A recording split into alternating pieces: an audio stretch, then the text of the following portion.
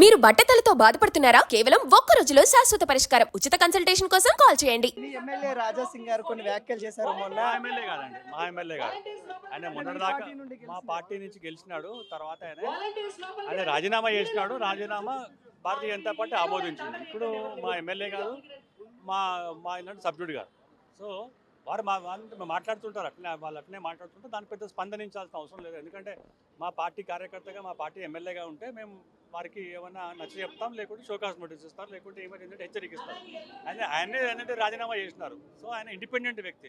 ఆయన మాట్లాడిన దానికి ఎక్కువ వెయిటేజ్ లేదు. ఆయన వ్యక్తిగతంగా నిర్ణయం అది. తెలంగాణ బీజేపీలో చీలికలు ఏర్పడతా ఉన్నాయి.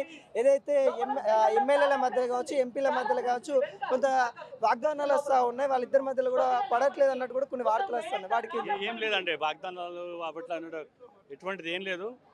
అధ్యక్షుడు నియమం తర్వాత ఇప్పుడు అందరూ మంచి వాతావరణ నిర్మాణం అయింది. అందరికీ యోగ్యతకుడు అయిన వ్యక్తి వచ్చింది కాబట్టి తప్పకుండా చిన్న చిన్న సమస్యలు ఉంటే తప్పకుండా వాటికి పరిష్కరిస్తాం. అంతేగాని ఇది ఎవరో గిట్టని వాళ్ళు వీళ్ళందరూ ఏంటంటే కలిసి ఉంటారని చెప్పి వాళ్ళని ఏంటంటే విడగొట్టి చెడగొట్టి మరి కాంగ్రెస్ బీఆర్ఎస్ పార్టీ చేస్తుంది. ఇటువంటి ఏంటంటే కొంచెం లోపల ఉంటుంది, ఒక ఫ్యామిలీ అంటూ ఉంటుంది. ఇప్పుడు కాంగ్రెస్ పార్టీలో ఉన్నది, బీఆర్ఎస్ పార్టీలో ఉంది. కానీ మేమేంటంటే ఏదైనా కూడా మా దగ్గర ప్రజాస్వామ్యం ఎక్కువ ఉంది కనుక మేము గదిలో మాట్లాడుకుంటాం, బయటికి రాము.